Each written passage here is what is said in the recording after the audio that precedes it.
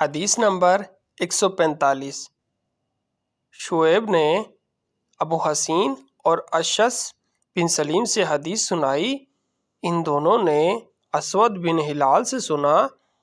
وہ حضرت معاذ بن جبل رضی اللہ عنہ سے یہ حدیث بیان کرتے تھے کہ انہوں نے کہا، رسول اللہ صلی اللہ علیہ وسلم نے فرمایا، اے معاذ، کیا تم جانتے ہو بندوں پر اللہ کا کیا حق ہے؟ معاذ رضی اللہ عنہ نے جواب دیا، اللہ اور اس کا رسول ہی بہتر جانتے ہیں۔ آپ نے فرمایا، یہ کہ اللہ کی بندگی کی جائے اور اس کے ساتھ کسی چیز کو شریک نہ ٹھہرایا جائے۔